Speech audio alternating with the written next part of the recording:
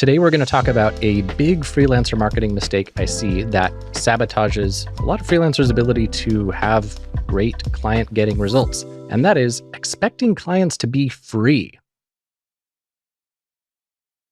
Hey, this is Zach from Double Your Freelancing. And the reason I wanted to talk about this, and the reason it's so important, I have been guilty of this. I think a lot of freelancers are guilty of this. And if you fundamentally approach your client getting efforts with the expectation that it should be free, what'll happen is you will probably miss a lot of really good opportunities because you'll think they didn't work when actually maybe they did.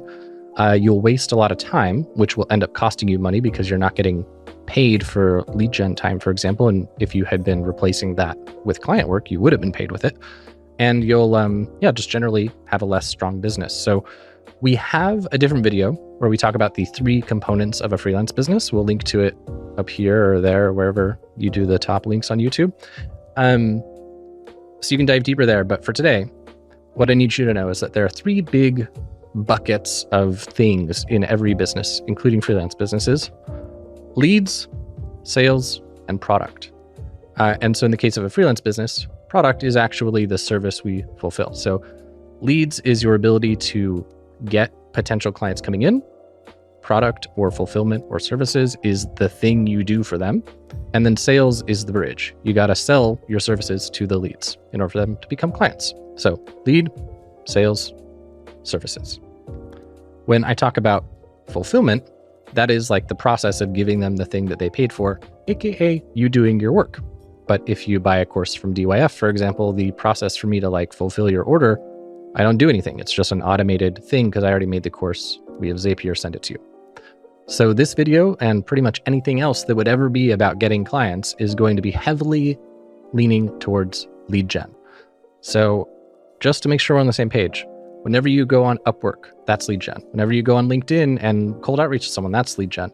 Whenever you reach out to someone you used to work with and ask them if they know anyone who needs your services, that's lead gen. Whenever you reach out to a past client and ask if they need any more work, that's technically kind of lead gen, kind of gray area. But point is, if you're trying to get someone to hire you to do a thing, that is lead gen.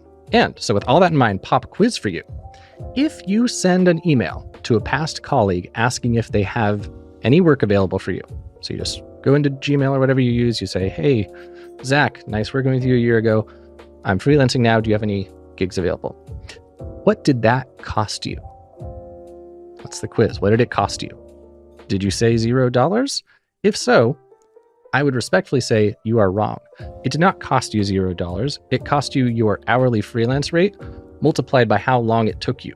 So if you spent 15 minutes writing that message and your freelance rate is $50 an hour, then that email that you sent to a colleague actually cost you $12.50 to send. Now, before you stab me in the neck, let me explain why this is a valuable way to look at it. Because obviously you didn't have to pay $12.50 to send it, but the opportunity cost was $12.50.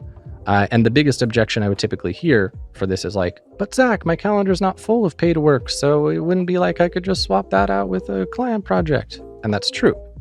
But when it comes to lead gen in particular, you are doing the lead gen to ideally create client work to do and get paid for. You don't get to have this one without this one. And so every second that you're doing this one, eventually resulting in this one, means that you are paying for it. Because what the biggest freelance problem is, that I'm sure you've experienced, is the whole roller coaster of client work. You do this one a lot, then you get a lot of this one, and so you stop doing this one. But now this one's done, so you need to do this one again to get more of this one. I'm sure this is familiar to you. And so when that happens, you're essentially oscillating your focus between lead gen and fulfillment. If this one kept happening without you personally doing it while you were doing this one, it would mean you could just keep doing this one forever. And you could keep getting paid whatever this one pays you while this one gets done, and you pay whatever you got to pay to get this one done. And this model of no longer thinking of clients as for free is really, really, really non-negotiably important if you want to get to the point where you have passive lead generation. If there's one thing we hear all the time in DYF, it's, "I want clients on autopilot." But the thing is, you do not get clients on autopilot for free.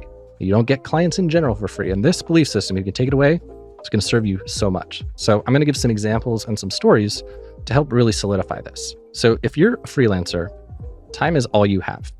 It is like your ultimate currency, more so than any other kind of business. because it's what you are paid for. And it's also often what you pay with. If you're doing lead gen yourself, you're paying with your time. That $12.50 for the email, it wasn't $12.50 out of your pocket, but it's $12.50 that you didn't get to earn from client work. And I think it can be tempting to say, well, I can do both. But the fact that you have the roller coaster means you can't, and I can't, and no one can, because at the end of the day, we have however many hours in the week. You can, for a short period of time, expand those hours, but you can't do it indefinitely. Like, you can only work 80-hour weeks for so long before you get burnt out and can't do it anymore. That's just the way humans work. So your time isn't this flexible, unlimited resource. It's actually very constrained. And because of this, that's why it's so important that we get this belief system into our heads as freelancers that leads are not free, clients are not free, they always have to be paid for, and we're already paying for them. And every single one we ever got in the past, we paid for. Even the ones from referral we paid for, we might just have not paid very much. So where this matters, where it gets cool. Let's say you bill clients at $100 an hour, and you spend 2 hours a day prospecting. And let's suppose that prospecting process was fairly repeatable and something that you could actually kind of delegate. If you can hire someone for $20 an hour to do that work, or maybe do 80% of that work while you still handle 10% at the beginning, 10% at the end, then that essentially means every hour you spend doing that prospecting yourself, you're lighting $80 on fire. If you could pay someone $28 an hour to do something you're currently doing, when you could be just getting the leads and doing $100 an hour work, you're lighting $80 an hour on fire. An example that comes to mind for this is like Upwork Connects. I don't use Upwork myself, so I'm going to probably misquote numbers and costs and stuff, but Upwork Connects, as I understand, it's a way that you basically pay Upwork to make you more prominent relative to your competition when you are replying to a job post. Upwork Connects might cost, I think it's like a few bucks per post. I'd have to check. But if you could pay more for Upwork Connects to get a higher response rate to your initial outreach messages, you might think that you're shelling out this money for Upwork Connects and I don't want to pay for it because I can do it myself and it's for free. But if you actually track your metrics, which we have a different video for, that'll be linked here, wherever they go, which is another big mistake, is not tracking your marketing metrics. If you track your metrics, you can simply look at the equation and say, is this money that I pay for Upwork Connects and its impact on the amount of responses I get, and thereby the time I spend closing a client, which again, that video, wherever I put it, lots of cool math there. Recommend you watch it. Is that a good investment? Is it a bad investment? If you don't track, you don't know. And if you think that every client should be for free, you're going to say it's a bad investment when actually it might be a great investment. These examples are obviously oversimplified. Life is complex, business is complex. But if it wasn't clear, the thing I want you to leave with is this changed belief system. Clients should not be free. I'm not entitled to free clients. I'm already paying for my clients. I just pay with time instead of money. The thing I really want for you here is I want your eyes open to the way you're paying right now, because it's going to allow you to scale your business, raise your effective hourly rate, get more freedom, get more money in your pocket, grow your business. Did I say grow your business? I don't know. Grow your business twice. It's so important. And the story that comes to mind for me is like young Zach, 2009, 10, something like that, really early into my business. I ran some Google ads for like my small agency. I might have even been solo at the time. And I think I spent $500 on Google ads. And I think I was charging like $1,000 for a website or something, or maybe even 700. It was very early days, Zach. And I spent $500 to get a client. And at the time I was like, this is a bad deal. This doesn't work. That was my takeaway from the experiment. But as you'll already see, if you've watched that other video with the metrics and stuff, wherever it is, hopefully we'll link to it again. I don't know if we're gonna do all these links, but find it. It's probably in the description. You'll see that a lot of the time, especially with Upwork, it might be that you're actually paying several $100s in client acquisition costs if you're doing everything yourself. So at the time, I thought that experiment didn't work because I earned so little profit over what I paid. But now, older business person Zach knows that most businesses expect to acquire clients with very, very little margin when they first become a client. Like in DYF, we're running Facebook ads, and I'm aiming to get customers at break even. Obviously, getting customers or clients at break even doesn't work as a freelancer because you're handling the fulfillment yourself. So if you get all your clients at break even, it means you cannot afford food until you eventually hopefully get a payoff long term. So you don't want to aim for break-even clients.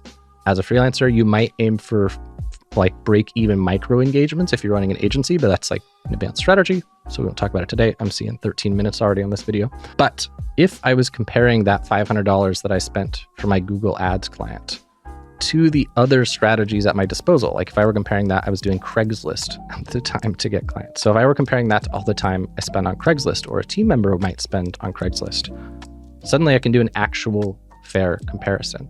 And so the thing that I think is really useful to think about is asking, number one, what's my biggest constraint? Is it money or time? Would I rather spend money on things or spend time on things? Which do I have more of? Probably, if you're like most freelancers, your answer is neither. I have more of neither. But you have to pick one. So if you're saying you have more of neither, it means you actually have more of time, because you can increase the buffer on your calendar. You cannot increase your bank account. Like you can't just magically say, okay, there's more money in there. I guess you can in the form of credit cards, but that's probably not the best idea. So if you're not sure what you have more of, you probably have more time. So if you're doing everything yourself, be asking yourself, if I had someone else do this, what would it cost? If I had somebody else do this, how much of it is repeatable and delegatable? And use this as your basis to determine what you're paying with your own opportunity cost, but also what you would pay if you delegated it.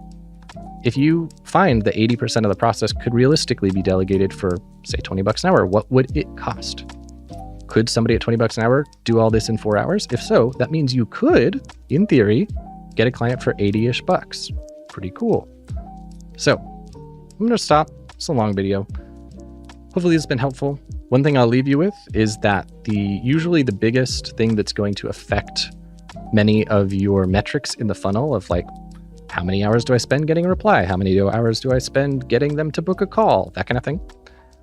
Often the strength of your offer, so your service offering, the thing you do for people and the way you position it, that's probably the biggest lever you can pull to increase a lot of these metrics. And we have a free course about it called Charge What You're Worth. So I would recommend, regardless of what your stage you're at, if you haven't taken that yet, go check it out. It's at dyf.link/offer.